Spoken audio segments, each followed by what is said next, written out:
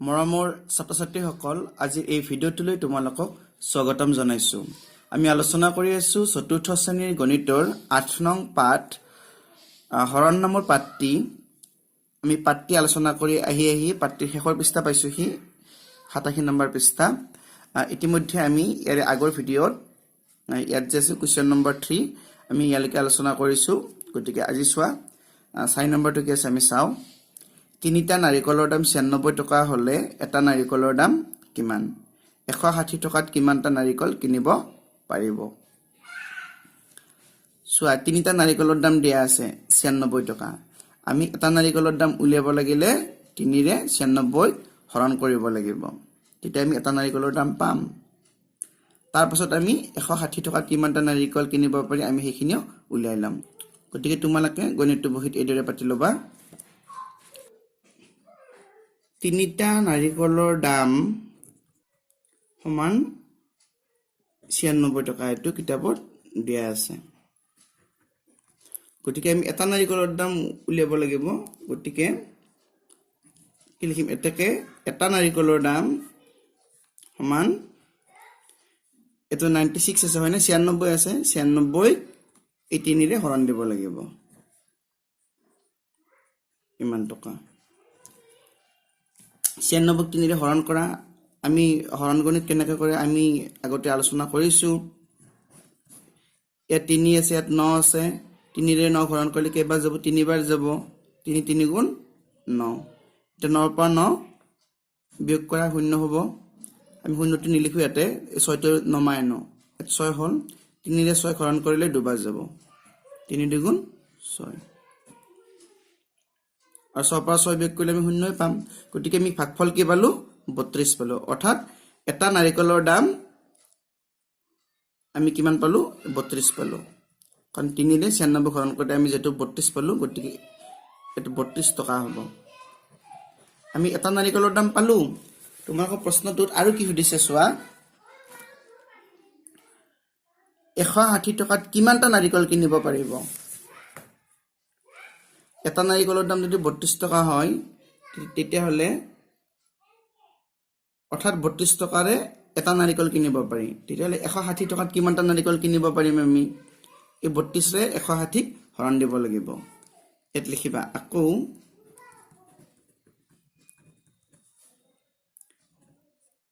ইয়াত আছে ১৬০। তাৰপিছত আমি ইয়াতে ৩২ পাইছিলো হয়নে? ৩২ৰে হৰণ কৰা।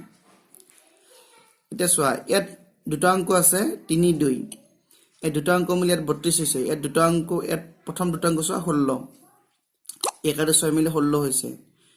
কিন্তু এই ১৬টো ৩২তকৈ সৰু, সেইকাৰণে আমি ইয়াতে তিনিটা অংক ল'ম ১৬০। এতিয়া ৩২ৰে ১৬০ হৰণ কৰিলে কেইবাৰ যাব? তোমালোকে ইয়াতে পূৰণৰ সহায়তো চাব পাৰা। যেনেকুৱা ৩২ পূৰণ ১ সমান ৩২। ৩২ পূৰণ ২ সমান কি হ'ব? ২ ২ গুণ ৪, ২ ৩ গুণ ৬।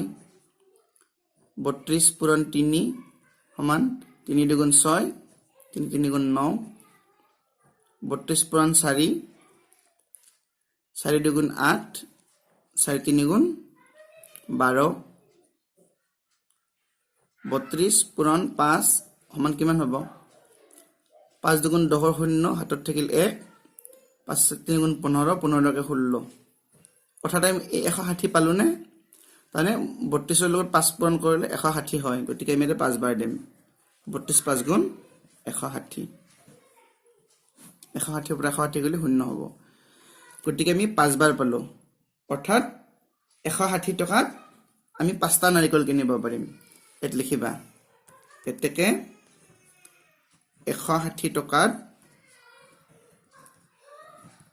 ৫টা নাৰিকল কিনিব পৰা যাব। ১৬০ টকাত ৫টা নাৰিকল কিনিব পাৰিব। এইটো আনচাৰ। এতিয়া বোলা নেক্সট কুৱেশ্যনটো কি আছে আমি চাওঁ। ৫ নম্বৰটো কি আছে চাবা। মল্লিকাৰ খুৰাকে ফুলনি বাগিচাৰ বেৰ দিবলৈ ১৪ডাল বাঁহ আনিলে। যদি এখন বেৰ দিবলৈ ৩ডাল বাঁহ লাগে তেনেহ'লে ৪খন বেৰ দিবলৈ কেইডাল বাঁহ লাগিব আৰু কেইডাল বাঁহ ৰৈ যাব? এইটো আমি মুখে মুখে কৰিব পাৰোঁনে? চাবা এইটো আমি পূৰণৰ সহায়তো আমি কৰিব পাৰোঁ। এখন বেৰ দিবলৈ ৩ডাল বাঁহ লাগে। তেনেহ'লে 4খন বেৰ দিবলৈ কেইডাল বা লাগিব 3 আৰু 4 পূৰণ কৰিলে হ'ল 3 4 গুণ 12 গতিকে 12ডাল বা লাগিব আৰু কেইডাল ৰৈ যাব যেহেতু বা আছিল 14ডাল আমাক 12ডালহে লাগিছিলে তাৰ মানে 2ডাল ৰৈ যাব গতিকে তোমালোকে গণিতটো বহুত এদৰে পাতি লবা 5 নম্বৰটো মুঠ বাহৰ সংখ্যা 14ডাল এটো কিতাপত দিয়া আছে এতিয়া এখন বেৰ দিবলৈ বা লাগে 3ডাল এখন বেৰ দিবলৈ লাগে সমান 3ডাল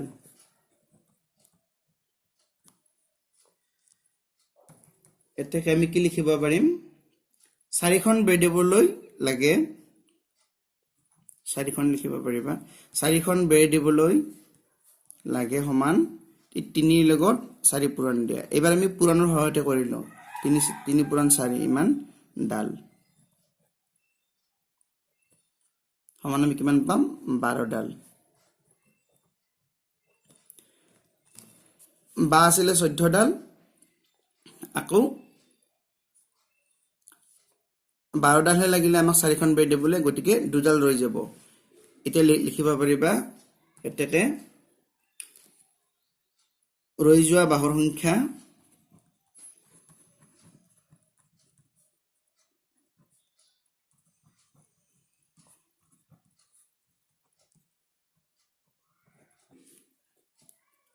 ৰৈ যোৱা বাহৰ সংখ্যা কিমান হ'ব মুঠ আছিল 14 পৰা 12 বিয়োগ কৰা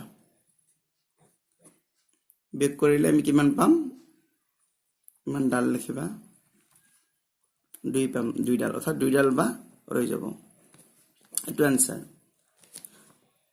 বা তোমালোকে হৰণৰ হয়তো যদি চোৱা এদৰে চাবা বা আছিল 14ডাল হয়নে তাৰ পাছত এখন বেৰ 3ডাল কৈ লাগে আমি যদি 3 এ যদি 14 যদি হৰণ দিও 4 বাৰ যাব 3 4 গুণ 12 14 পৰা 12 গলে 2 অৰ্থাৎ 4খন বেৰ দিবলৈ কি হ'ব এই 2ডাল বা ৰৈ যাব গতিকে আমি হৰণৰ সহায়তো কৰিব পাৰো আৰু পূৰণৰ সহায়তো আমি এদৰে কৰিব পাৰো ঠিক আছে নেক্সট 6 নম্বৰটো কি আছে 21টা বেলুন 6 জন লৰাৰ মাজত ফগাই দিলে গাইপতি কেইটাকৈ বেলুন পাব কেইটা বেলুন ৰৈ যাব বেলুন আছে 21টা আৰু লৰা আছে 6 জন গতিকে তুমি 6 ৰে 21 হৰণ কৰিলে গাইপতি কেইটাকৈ পাব হেতু আমি উলিয়াব পাৰিম আৰু যেটো ফাঁকেখ বা বাকি ৰব মানে হিমান কেইটা বেলুন ৰৈ যাব 6 নম্বৰটো এদৰে পাতিবা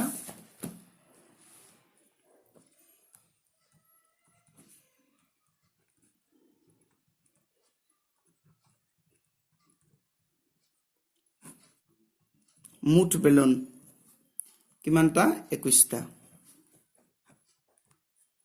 6 জন লৰাৰ মাজত ফগাই দিব লাগে লৰাৰ সংখ্যা কিমান লৰা আছে 6 জন আছে 6 জন লৰাৰ মাজত 21টা বেলুন ফগাই দিয়া কিমানকৈ পৰিব গতিকে হৰণ কৰি চোৱা এতিয়া 21ক আমি 6 ৰে হৰণ কৰিম কেইবাৰ যাব 6 3 গুণ 18 21ৰ পৰা 18 গলে কি হ'ব 3 হ'ব তাৰ মানে 3 ভাগশেষ বা বাকি ৰৈছে আৰু ভাগফল আমি 3 পালো অৰ্থাৎ 21টা বেলুন 6 জন লৰাৰ মাজত ফগালে গাইপতি 3টাকৈ পৰিব আৰু 3টা ৰৈ যাব গতিকে তোমালোকে উত্তৰত লিখিব পাৰিবা এতেকে গাইপতি বেলুন পাব 3টাকৈ পাব আৰু বেলুন ৰৈ যাব 3টা আকৌ লিখিব পাৰিবা আৰু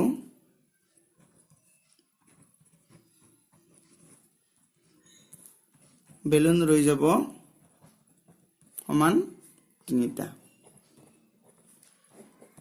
মৰমৰ ছাত্ৰ ছাত্ৰীসকল ইতিমধ্যে আমি হৰণ নামৰ পাঠটি আলোচনা কৰিলোঁ যিসকল ছাত্ৰ ছাত্ৰীয়ে আজিৰ ভিডিঅ'টো নতুনকৈ চাইছা তোমালোকে চেনেলটো সাবস্ক্ৰাইব কৰিবা আৰু আগৰ ভিডিঅ'সমূহ যিসকল ছাত্ৰ ছাত্ৰী চোৱা নাই তোমালোকে আজিৰ ভিডিঅ'ৰ ডেসক্ৰিপচন বক্স নতুবা এইটো চেনেলৰ প্লেলিষ্টত গৈ তোমালোকে আগৰ ভিডিঅ'সমূহ চাব পাৰিবা বাৰু যি কি নহওক আমি এৰ পৰৱৰ্তী ভিডিঅ'ত নতুন এটি পাঠ লৈ আকৌ উপস্থিত হ'মহি এতিয়া ভিডিঅ'টো চোৱাৰ বাবে ধন্যবাদ